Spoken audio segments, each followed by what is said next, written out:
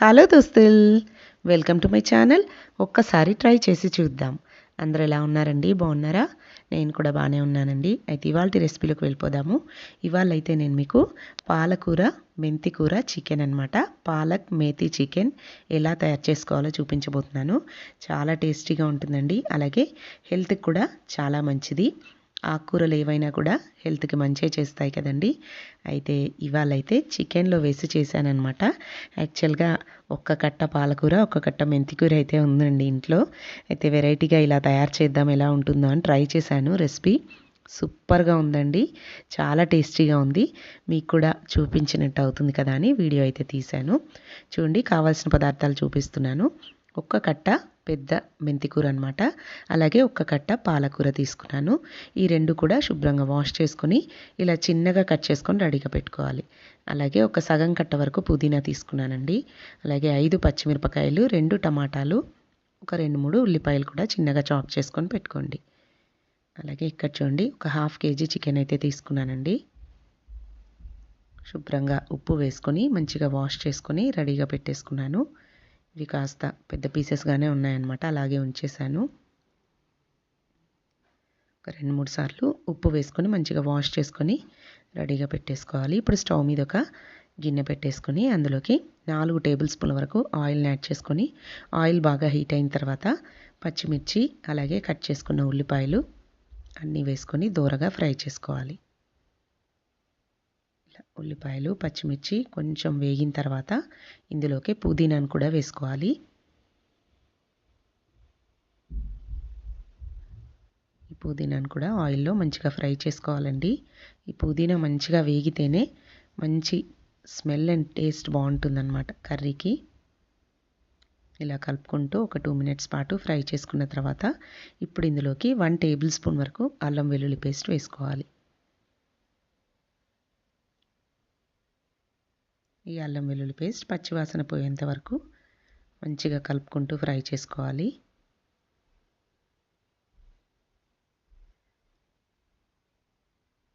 ఇది కొంచెం ఫ్రై అయిన తర్వాత ఇందులోకి పసుపును యాడ్ చేసుకోవాలండి. 1/2 టీ స్పూన్ వరకు పసుపును కూడా యాడ్ చేసుకొని ఒకసారి ఇదంతా కూడా మంచిగా కలిపేసుకొని ఇప్పుడు ఇందులోకి మనం కడిగి పెట్టుకున్న చికెన్ని వేసుకోవాలి. టేస్ట్ అయితే చాలా బాగుందండి, తప్పకుండా ట్రై చేయండి మీరు కూడా. పిల్లలు కూడా ఇష్టంగా తింటారు. అయితే మనము వట్టి ఆకుకూరలు వండితే వాళ్ళు ఇష్టంగా తినరు కదండి. ఇలా నాన్ వెజ్ వేసామంటే మంచిగా ఈ ఆకుకూరలు కూడా పొట్టలోకి వెళ్ళిపోతాయి. నాన్ వెజ్ ఇష్టపడే పిల్లలకు ఇలా ఆకుకూరలు వేస్ట్ చేసేయండి, మంచిగా తినేస్తారు. హెల్తీ ఫుడ్ పెట్టిన ఫీలింగ్ ఉంటుంది మనకు కూడా. చూడండి, ఇలా చికెన్ని కూడా వేసుకొని దీన్ని ఒక 5 మినిట్స్ పాటు మంచిగా కలుపుకుంటూ ఫ్రై చేసుకోవాలి.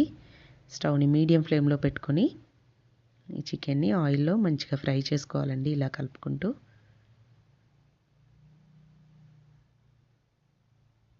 ఇలా కొంచెం ఫ్రై అయిన తర్వాత ఇప్పుడు ఇందులోకి సాల్ట్ యాడ్ చేసుకోవాలి. కర్రీకి సరిపడినంత సాల్ట్ని వేసుకోవాలి. అలాగే కారం కూడా యాడ్ చేసుకోవాలి. చూడండి, ఇక్కడైతే నేను 2 టేబుల్ స్పూన్ల వరకు కారం వేస్తున్నాను.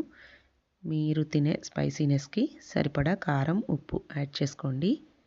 మీ టేస్ట్కి సరిపడా ఉప్పు, కారం యాడ్ చేసుకొని ఒక్కసారి అంతా బాగా కలిపేసుకొని ఇంకా మూత పెట్టుకొని ఒక 10 మినిట్స్ పాటు దీన్ని మంచిగా మగ్గనివ్వాలి.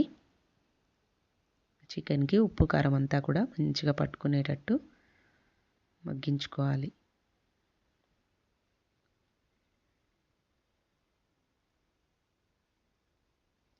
చికెన్ ఆయిల్లో ఎంత వేగితే అంత టేస్టీగా ఉంటుంది.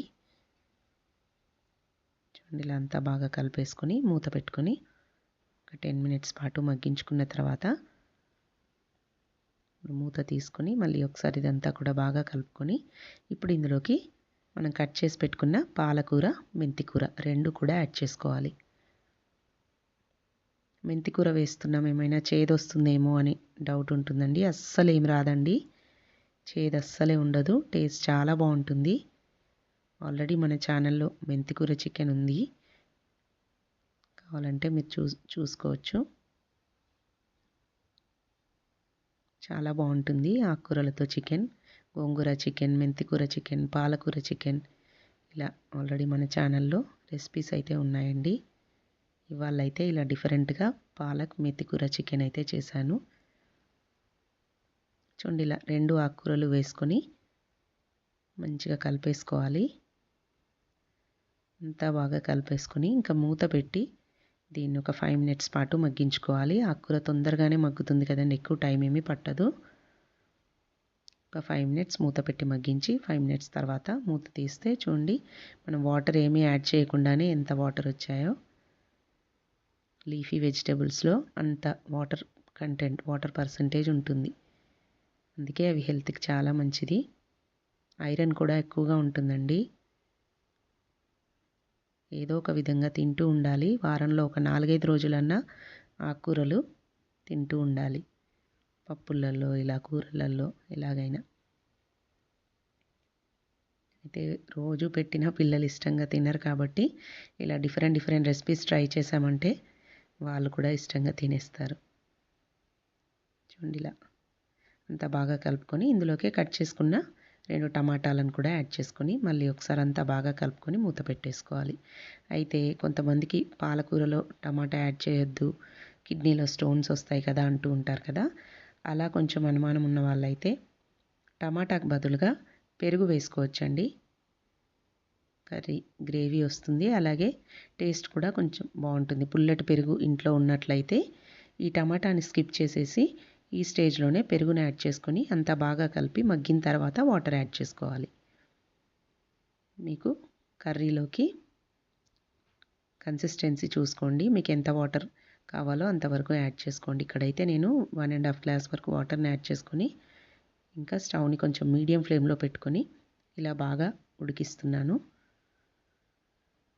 ఇలా కర్రీ అంతా బాగా ఉడుకుతుండగా ఇప్పుడు ఇందులోకి 1 టీ స్పూన్ వరకు ధనియాల పొడి, అలాగే ఒక 1/2 టీ స్పూన్ వరకు గరం మసాలా, చికెన్ మసాలా ఉంటే అది కూడా వేసుకోండి. వేసుకొని ఇదంతా కూడా మంచిగా కలిపేసుకోవాలి. సాల్ట్ కూడా ఒకసారి చెక్ చేసుకొని యాడ్ చేసుకోండి.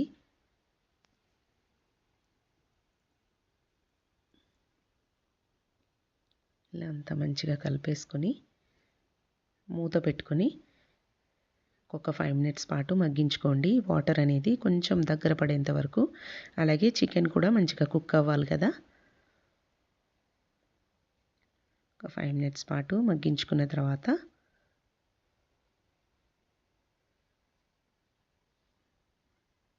మళ్ళీ మూత తీసుకొని ఒకసారి అంతా బాగా కలుపుకొని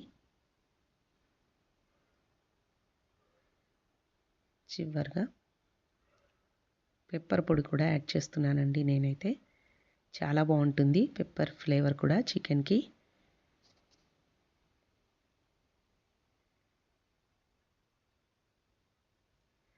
చూడండి, ఒక 1/2 టీ స్పూన్ వరకు బ్లాక్ పెప్పర్ పొడి వేసుకున్నాను. నాన్ వెజ్ కర్రీస్లో కంపల్సరీగా ఈ పెప్పర్ పొడి, గరం మసాలా అస్సలు స్కిప్ చేయొద్దండి.